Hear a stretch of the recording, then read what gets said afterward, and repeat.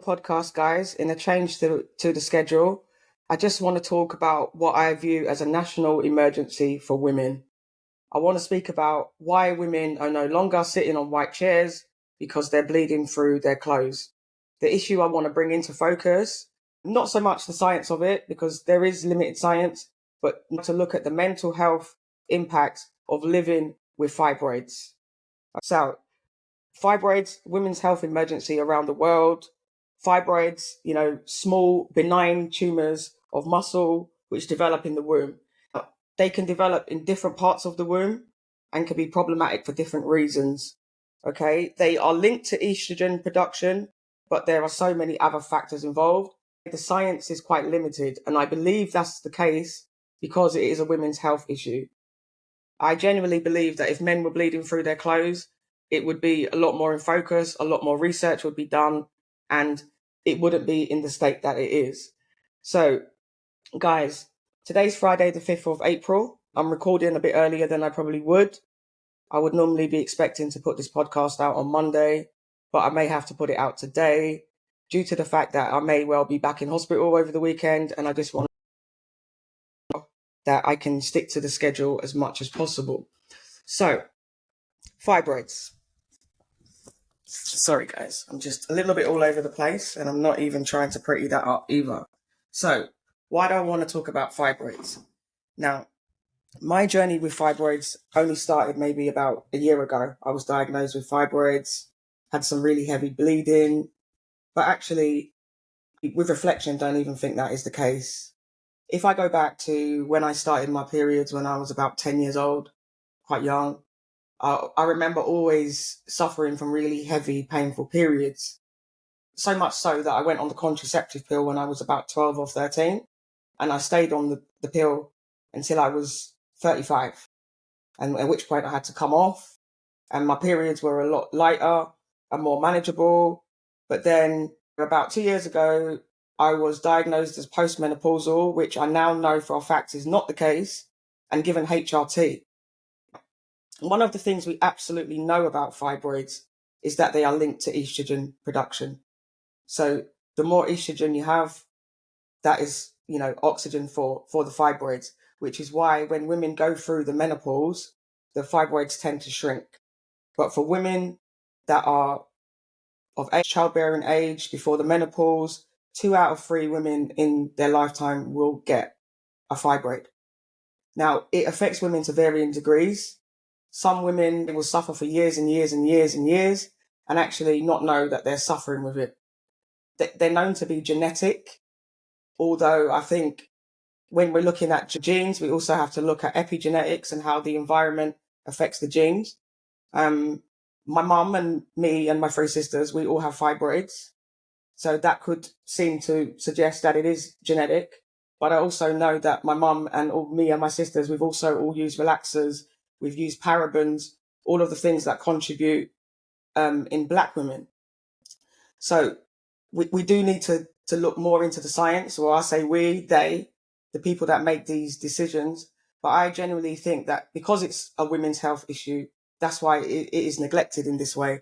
So just for any woman out there, or any man that's listening and trying to learn that does not know what a fibroid is, I will tell you in the first instance, you're one of the lucky ones. So you're one out of the one in 3 women that don't ever experience this problem. But they are benign tumours of small muscle which develop in the womb. Okay, so benign being the key word there. So they're non-cancerous. So fibroids are unlikely to ever kill you, but the actual impact that it has on the quality of your life is absolutely catastrophic. Now, some women have been going through this issue with fibroids for years and years and years and years. It can be diagnosed by MRIs, I can't say the words, hysterocopies, you get the little thing. And what else did they use? Ultrasounds. Sometimes you can feel the fibroids. If they're big enough, you can actually feel it when actually examining the stomach. But they have different effects on different people. Now, my journey with fibroids only started about a year ago. But now that I know more about it, because it's important that we do research women, because these doctors are not going to let us know everything that's available to us in the first instance, and they don't know. as much as they should know. So it's very important that we're using all the resources available and learning as much as we can about fibroids. But what we do know scientifically is that it's linked to estrogen production, which is why when you go through the menopause, they tend to shrink. Yeah, they can be diagnosed by ultrasound, MRI, lab tests. So this will be particularly bad if you suffer from a lot of heavy bleeding. They will do a blood test and you may be diagnosed with anemia. So now, I've had a really, really, really, really awful last 5 or 6 days, guys. So on Easter Sunday, I had to take myself to the hospital. Thankfully, this time around, I wasn't alone, but it was an awful, awful, awful experience. And I will tell you now that I will no longer sit on a white chair. So I've been feeling pretty unwell for the last 2 or 3 weeks. I've been going through some heavy bleeding, which is quite symptomatic of fibroids, as well as heavy bleeding. Sorry, guys, I just need to raise a little bit of awareness. You can also be having pain during sex, lower back pain, abdominal swelling. So abdominal swelling or distension. So that's the stomach swelling outwards, fatigue, bleeding between periods. And this is really important. Anytime you're bleeding between periods, women, you should be going to see your GP because it is actually not normal. And other things like frequent urinations. Maybe I should just quickly say the main types. So you've got the intramural, which are the most common and develop in the muscular wall of the womb. And then we have the subserosal, which are develop in the outside part of the womb wall, but can become very large and problematic. But the ones that are probably the most impactful in terms of fertility are the submucosal fibroids.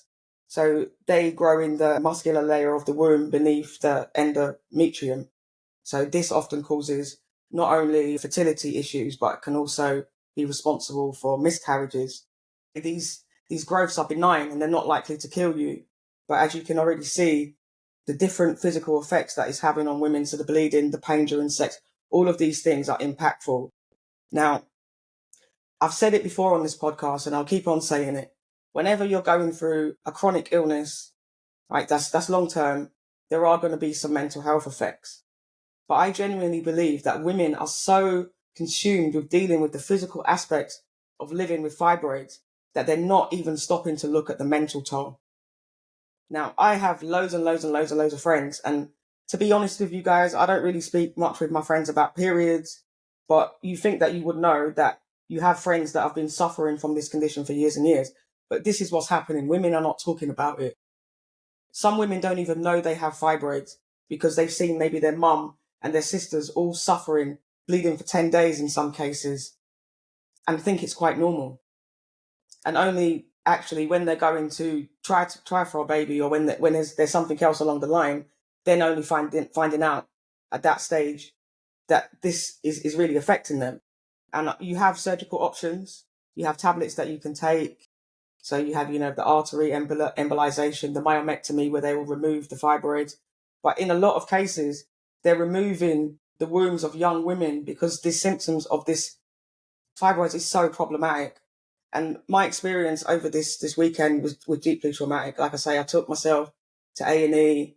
Before I left the house, I'd made sure that I had sufficient clothes to change into, because what is going on, you're having to take a whole change of clothes. So like I say again, if men were bleeding through their clothes, I think there would be more awareness about this. So I've taken myself to the hospital. I've got on a pair of jeans. I've put on a pair of tracksuit bottoms over it, just for that added security.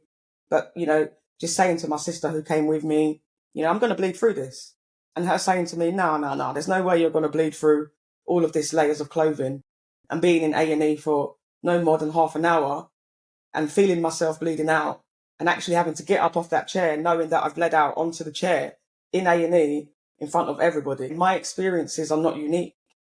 My experiences are not special. There are so many women out there going through that and potentially alone. I'm quite a strong person, but if I didn't have my sister with me on that occasion, I think the mental breakdown would have been real. The shame, the embarrassment that you feel, the lack of understanding when you're trying to explain to a nurse that maybe doesn't know much about fibroids that you're literally bleeding out of control, and them not actually taking you seriously until they then take blood tests and realize that your hemoglobin is so low that you now require a blood transfusion. So I stayed in hospital for 4 days in total, feeling very sorry for myself, as I tend to do when I'm in hospital. It's a very vulnerable position. You're dependent on, the people around you to support you in the way that you need. And I've been open and said that sometimes I've struggled to ask for help. And sometimes even when I've asked for help, I've not received that help. But learning on from my experience the first time, I did reach out for help. And I have to say that some of the help that I would have expected wasn't available to me. And that made me quite angry, because it is a big thing for me to ask for help. But, I am thankful to my friend that bought me food, for example, and my friends that were available on the phone to talk to me when I was distressed, because I really don't like having a blood transfusion. I have to thank my sister, who sat with me for hours and hours in A&E until I was admitted, and my mum for bringing me home. But it's a very vulnerable position, and I have to say thank you, Antonio and Susan. I doubt Susan will be listening. These were my neighbours over on Women's Surgical. Antonio, I hope you're listening, my darling, and I hope you're getting better. So as this is going out, I'm hoping that you're at home listening to this. But, receiving that support from strangers, women that I don't even know, that, we're wrapping our arms around each other once again. But we need to talk about fibroids. I spoke with a friend of mine that has been a friend of mine for 30 years, not ever realizing that actually she's been having these issues with fibroids for years. She spoke about going on a holiday and bleeding out. She spoke about the anxiety of knowing that, it's going to happen again in 20 something days. And then that sometimes being brought forward because your period's earlier.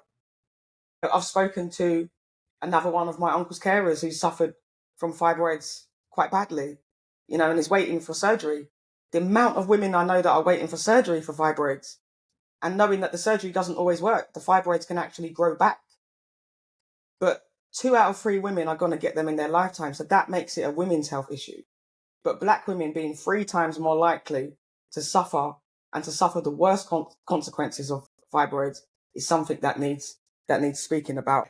Today, that's all I want to talk about. Why fibroids are a women's health emergency, why Black women are more likely, because there are some scientific reasons why we're more likely. Hence, I will never, ever, ever put a relaxer in my hair, is what I will say. There's links to relaxers, Black women, but actually all women of all races suffering with this. I also want to talk about some ways we can help. And I also want to talk a bit about practicing discernment and just some of the things that I've been up to on a more positive note. But yeah, my experience of being in hospital was absolutely awful. And like I say, my experience is not unique. So speaking to all these women that are bleeding out, I've heard stories of having to go into the office with not just a change of underwear, but a whole change of clothes. And in some cases, 2 changes of clothes. And women feeling too embarrassed to speak to their employers and be like, during my period, I've got heavy bleeding. It's not just heavy bleeding in some cases, it's actually bleeding out. And I can understand why you wouldn't want to go to a manager, whether it be a male manager or a female manager, to say this is what's happening, because it's deeply, deeply personal. And it just needs speaking about. And I really wonder, and I wonder how women who are single parents that have children to look after, how they're managing to put in place adequate self-care to recover from these heavy bleeding that is quite traumatic, and potentially this anemia that's leaving them flat out for days. What are women doing without support systems? I mean, I'm complaining that my support system is not like I want it to be, but I have a support system and I have skills that I can rely on, but I'm still struggling, and I'm really, really, really struggling. And that's why I wanted to do it today, looking like how I look, off color. It's going to get spoken about. So I think the first thing I want to say is that fibroids can happen to anybody, but we cannot not speak about the fact that Black women are 3 times more likely. And not only are they 3 times more likely to suffer from fibroids, but they develop them at a younger age. They're more likely to have severe pelvic pain, more likely to be admitted to hospital with complications, and more likely to have a hysterectomy.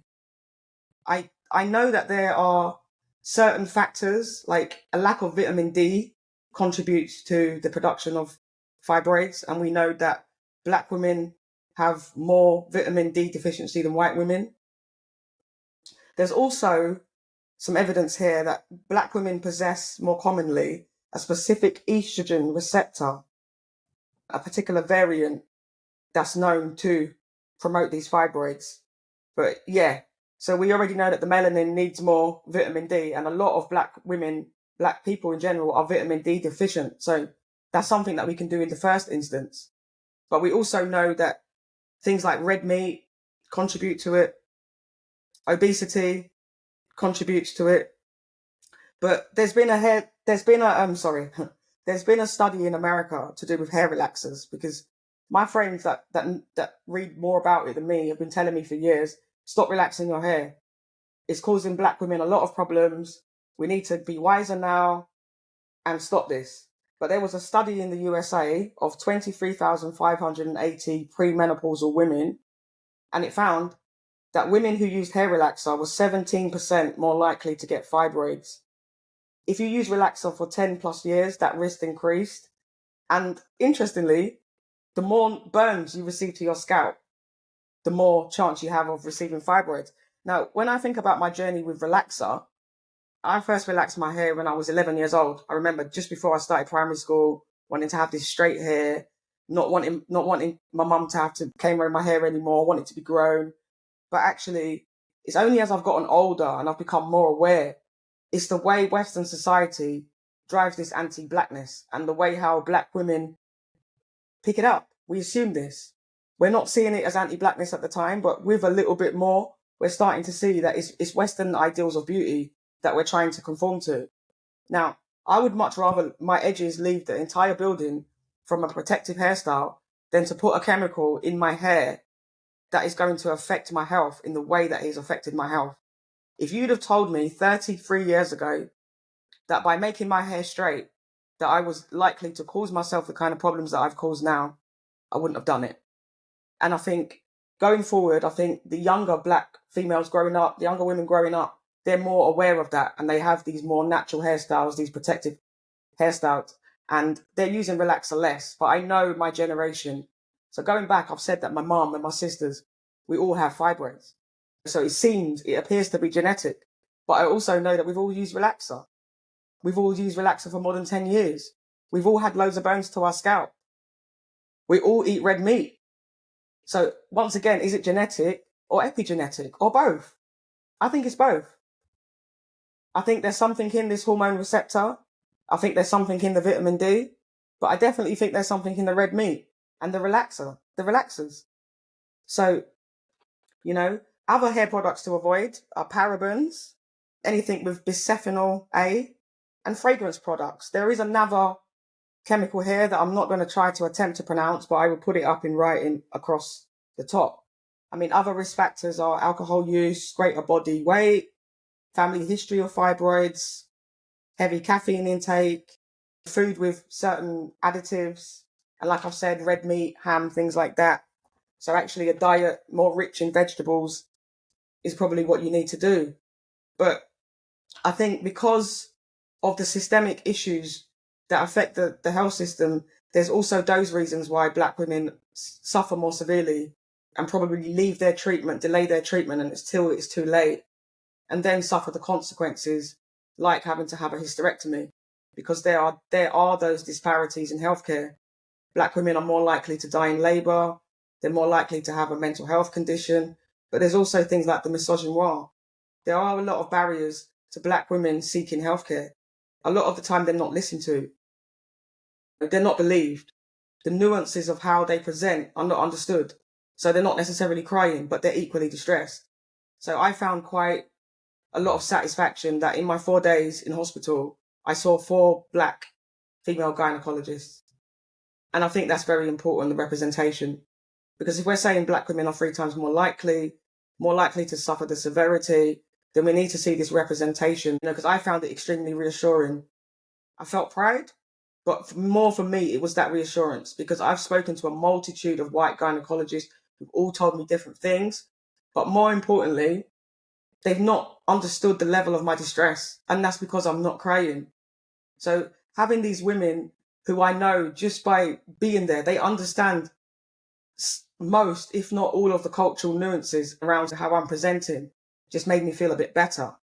And it made me feel better because I know that these women are going in, understanding that Black women are more likely and being probably the people that are going to, start that research that is going to make a difference to women everywhere. So what can we do about fibroids? Because if we have them, sometimes they're operable. So you've got to always look at all of the solutions available to you, because they will suggest things and it will seem like there's a lot going on. But, every woman is different. Every woman is different. And what I will say, though, is that we have to take control of our own health, women. So I was looking at some things that I could find because I've been finding greater solace now in speaking to my friends that I now know have suffered from fibroids. I can now speak to my mum, who I now know suffered from fibroids terribly. So, some of the embarrassing things that I found it hard to talk about, I have an open line of communication. But you have to be your own advocate. When you're dealing with the healthcare system, you have to be your own advocate. And I know that's really, really, really hard when you're tired and you're being told different things and you feel like no one's listening to you. So if you really need that support, bring someone along with you that can advocate for you. All right. I found a really great resource called the Fibroid Foundation.org. So it's based in America, but it's like a worldwide community of women. And they do things like peer-to-peer support. So you can speak to women all across the world that are experiencing the same thing. But they have loads of resources so you can educate yourself around it. They have like a whole section on like what to ask your doctor when you're going for your exams, what to do if you're not happy with your care. So Terry Venable, who's the founder of the Fibroid Foundation, has put a very powerful quote, and he said, every woman is an expert on her own body. So every woman is an expert on her own body. And I think through my struggles with all of my women's health issues, this is what I've come to realize. We look to the doctors to be this point of expertise, when a lot of the time they don't, they have the qualifications, but they don't always have the knowledge. And when it comes to particular things, it's like things like sickle cell, which are, Black illnesses, they don't know a lot about. So you might think, oh, because someone's a doctor, they know how to treat sickle cell. That's not the case. So because someone's a gynecologist doesn't mean that they necessarily know the best way to treat your fibroids. I've been offered a hysterectomy, and there were points when I was laying down in that hospital where I thought, you know what, take me down to the theatre, take out this room now, because I'm not going through this next month. But I genuinely feel like that is because of the mental health effects. I think you have to try to separate the two. You have to try to have a clear pathway for your physical treatment, but also take care of your mental needs. So speak to your friends, join this foundation, because I'm going to do this, because I need to speak about it. Not speaking about it is worse for me, which is why I'm partly doing this podcast. I need to speak about my experience that is not unique. 2 out of 3 women will experience this in their lifetime. Between a third and a half of all women that have hysterectomies are because of fibroids. And like I keep saying, some people are going through this and don't even know that they have fibroids. And other things like endometriosis and PCOS, just to let you know there are other things. But we really have to take control of our own health. These doctors, the NHS is limited. Speak to other women that have had the surgery that maybe that you're going to have, and ask them if it was successful for them. What were the pros and what were the cons? I think that's how we're going to do this, ladies. We're going to have to do this for ourselves, because providing they're patching us up physically, they're sending us home to deal with it mentally. So I'm at home now. I had a blood transfusion that didn't work. So I had to have an iron infusion. I have to have another iron infusion next week. And I'm actually recording this podcast because I'm actually still feeling so unwell that I have this vision of my future this weekend being in the hospital. So just to keep up with my schedule and to come from behind the veil and show you what this physically looks like, sometimes you need to see things. People need to see things to believe it. I could have waited until I look better, but what would that achieve? Mentally, I'm still recovering. I'm very angry about my treatment. I'm very angry about what I've had to go through. In some senses, I'm very angry about some of the lack of support that I've received. But like I had this conversation with my friend, and she was like, you know what the people in your life are capable of. So are you expecting too much? from people that can't give that to you. So that's another thing that's come up for me recently. These expectations that you have of people. Maybe you believe that because you would do something, somebody would do that for you. But, I'm having to deal with a lot of hurt in the sense that some of the people that I wanted there to support me were not even available to me. But like I say again, that's me and my expectations. So, yeah, we really need to start advocating for ourselves. And for all women that are going through this, just know that I understand what you're going through. And you need to stop keeping it to yourself. There shouldn't be shame involved. But there is going to be depression involved with anything that's long term. There's going to be that anxiety if I'm going to bleed out. There's going to be that anxiety, is this period going to come too soon? There's going to be that anxiety, is if I sit down on this white chair, am I going to soil it? If I go to the office, am I going to bleed through my clothes? So employers, are you understanding yourself, that it's not just women's issues as it gets put down to, but it's a woman's health emergency. Women should not be expected to go to the office and have to bring a change of clothes because men wouldn't do it. If it was men, it wouldn't happen. So it's got to stop. It's got to stop happening with women. And we've got to be, we can't be embarrassed to talk about it. I no longer have any shame. If I bleed out, I bleed out. There's nothing I can do. I'm wearing sufficient stuff that it shouldn't happen. But that is how much this condition is affecting women. I've missed things that I've tried to go to because there's no way I could leave my house bleeding like that. But like I say, what about women that are having to look after kids? And that are having to go to that conventional work environment or have to take days off sick? So how's that affecting their employment records? Are these women potentially being made unemployed down the line because they've taken too many time off? Because they're bleeding through their clothes? Yeah. It's absolutely shocking. So women, we need to advocate for ourselves. Black women, we need to look at things in our diet. We need to look at the stuff that we're using in our hair. We really shouldn't be using relaxer. This anti-blackness that we've assumed is something that I'm going to talk about later down the line. And it probably was the scheduled podcast. But because I've had so much stuff going on, I haven't even been able to put together the work for that. But, this idea of this Becky with the good hair, this straight hair, like I say, my edges can up and leave the building before I put any more relaxer in my hair. You will see me with the biggest afro puff you've ever seen before you see me with relaxer in my hair. Because these things that we're doing to conform and to feel, like we've got this good hair is actually harming our health. And what is good hair? Who are we comparing good hair with? We all have good hair. We just need to learn how to manage it better. So it's that anti-blackness and how it's feeding into our culture and making us ill. So black women, if you're not already, start eliminating these things. The red meat, we already know that it's causing loads of different things. Bowel cancer. We've got to look at our diet. But I do think things like poverty and stress are going to play into any health condition. I've never met a health condition that was made better by poverty or stress. So those factors have to play into it as well. Black women are more likely to live in poverty. So there is that there.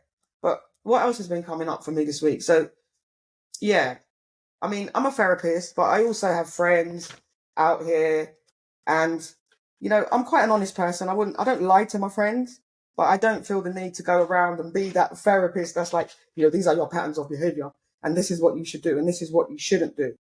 But what I'm finding more and more is I'm open to feedback, and in all my relationships, I kind of want that, as long as it's done for the right reasons. And I mean that because sometimes people can nitpick and pick at you or be projecting. So have certain things they don't like about themselves and be putting it onto you. And if you're not careful, you can assume that. But as a therapist, someone that's trained, and this is what I have to keep reminding people, it's not just the hundreds of hours that I've spent with clients, or the hundreds of hours that I've spent in therapy, or the hundreds of hours that I've spent in supervision. Like, I'm looking at these things. I see a lack of self-awareness everywhere. Sometimes in myself, because I remember I said self-awareness, is a journey, not a destination. If you think you're self-aware, you aren't, okay? I see the defense mechanisms at play, right? I see a lot of a lack of accountability. I see the projection. I see the childish behavior. I see people's patterns. I see people's insecurities. I could probably tell a client in a session with me, after about 3 or 4 sessions, you know, how their behavior is impacting them, what their patterns of behaviors are. But there's a reason why you don't do that as therapists. You can clearly see what might be going on for this person, but that's not where the learning is. The learning is for you to support them, for them to see it. So I see all of my friends' patterns of behaviors, some of the things that are harmful to them. And if it's extremely harmful, and if they ask for my opinion, I may step in and support that. And if I see something, like I say, that is particularly harmful, I will say something. But what I have is a lot of people that come to me and say things, and I take it on sometimes, and sometimes I don't. But I feel like people really need to practice more discernment. People need to get better at judging what to say and what not to say. And I genuinely feel like it comes from sometimes a well-meaning place, but sometimes a bad place. So like I say, if your self-awareness is not sufficient, so you haven't had hundreds of hours of therapy, because I know some people that have had a little bit of therapy and, you know, it makes them feel like they know a bit more than the average person, and they feel like they're qualified now to kind of speak about the issues that other people have. But I would suggest that people like that pause, because you're still on a journey yourself. And your self-awareness journey could mean that you're unconsciously projecting your bullshit onto other people. And what I find a lot as well is that people don't know how to agree to disagree. So I practice discernment. I'm not going around telling people everything I see, because I wouldn't have any friends. I wouldn't have romantic relationships. I wouldn't have family. I see what I see. And if necessary, I will say, but only in the interest of the best person, in interest of the person, sorry. But, you know, more and more people are going around and just saying things just because they can. And I don't think that's a healthy way. Like I say, if feedback is constructive and it's meant in the best interest of the person, then by all means, give it. But if you're not qualified to be giving this advice to other people, don't do it. Okay? So what else has come up? This whole idea of agreeing to disagree. Because I think I've met a lot of people recently that are quite confrontational, that like the conflict. And me personally, I don't like conflict. If there's negativity, I will be on eggshells. Do I think it's something I need to look at? Potentially, because it's a trauma response, eggshells. But I also think that whenever my trauma responses are triggered, I also look at the behavior of the person that's perpetuating that behavior. So there has to be accountability and then maybe exploration on my point.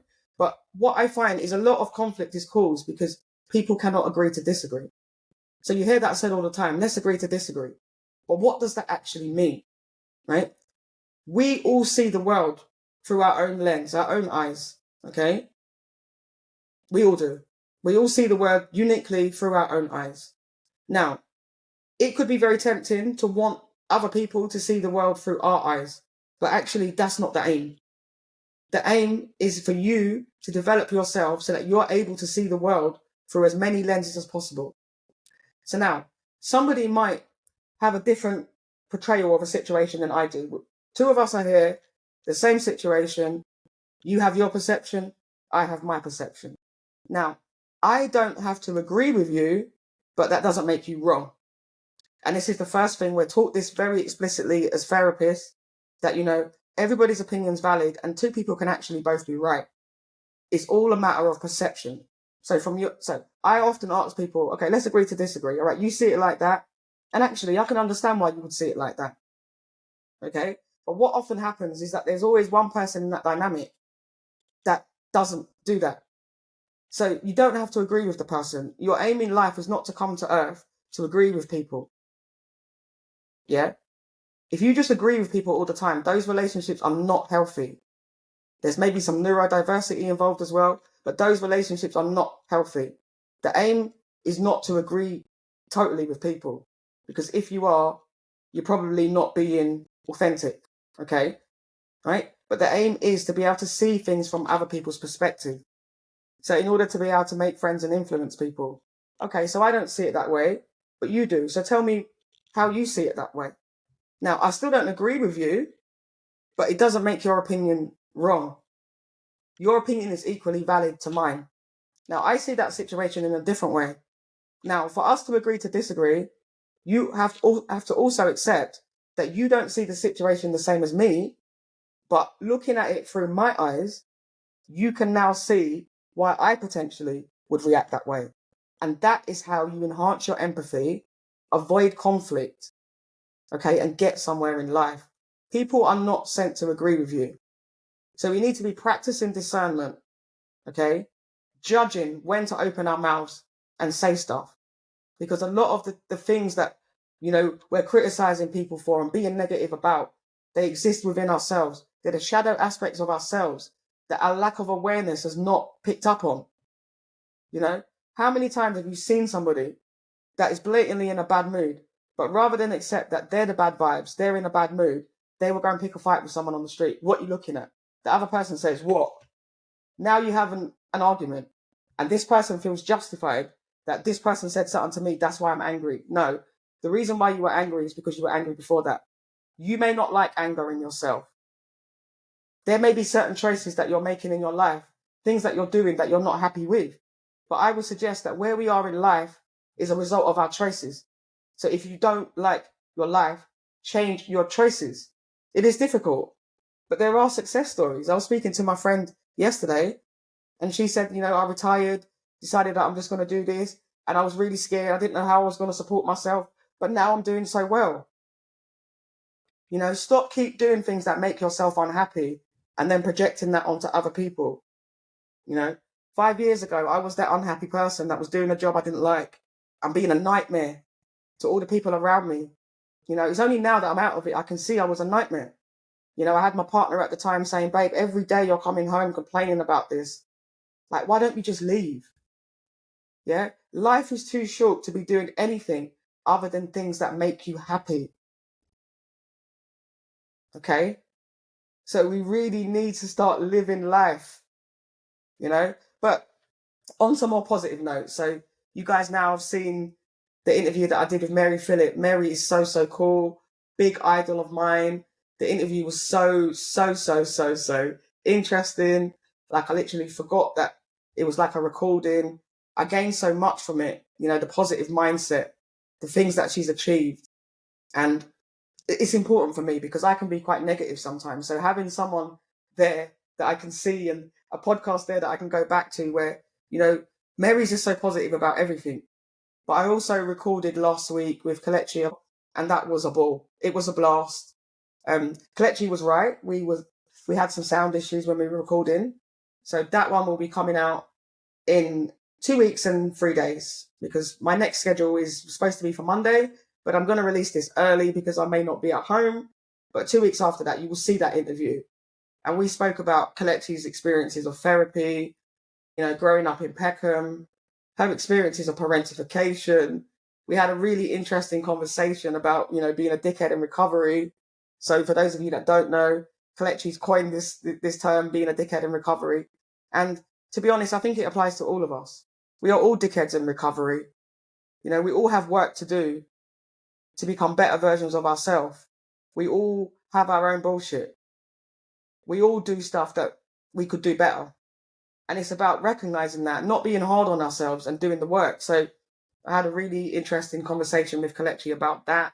So that will be out in a couple of weeks. But yeah, I really felt like it was needed to come on here. Like, I already feel better. Like, I already know that these podcasts are therapy for me, But also, if they're connecting and they're helping other people, then just subscribe. Guys, it's free. No one's charging you anything for this information and to be involved in the discussion. You're going to miss stuff if you don't subscribe. Because I'm not always going to advertise things on social media. Not everybody's on social media. If you like it, press the like button. You're not going to get an electric shock. If you don't want to miss out, subscribe. If you don't agree or you feel like you want more of something, comment. Because 2 out of 3 of women are suffering from fibroids. So you lot are sitting there watching, knowing what I'm talking about. Comment. Keep on commenting, keep on sharing, because it's helpful. If you want to kind of see the guests that you want to see on this podcast and me asking these guests these questions, it's going to help the more subscribers I have, because it's going to raise the profile of the platform. And then that makes it easier for me to get the type of guests that you want to see. You know, thanks to Mary and Kalechi that have taken that leap of faith in me. But I have before that reached out to a lot of people that never even responded to me. But, you know, just having this going forward, knowing that there are people now that maybe will respond. So if you want to see these people, keep subscribing, keep liking, and keep commenting. You know, I'm literally going to go back to bed because I'm really exhausted. So I'm sorry if in places it felt like a bit ranting, but I really, really want to come out from behind the veil and let you guys know that this is what women are suffering from. Another thing to add to all of the other things that society gives us. But there's a reason why women are no longer sitting on white chairs. We are bleeding through our clothes. This wouldn't happen if it was happening to men. All right. So I see you guys in a couple of weeks.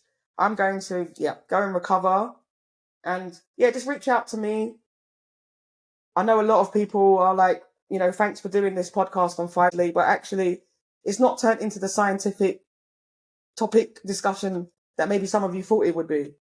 But it's just raising awareness and letting people know that there's mental health effects to go with the physical health effects. Us women need to start supporting ourselves. Literally find that fibroidfoundation.org because it's so useful. Women, we need to start supporting ourselves with these things because the men are not going to do it for us. And I'll see you guys in a couple of weeks. All right. So thanks for joining me on the Alphabet Podcast, and I'll see you soon.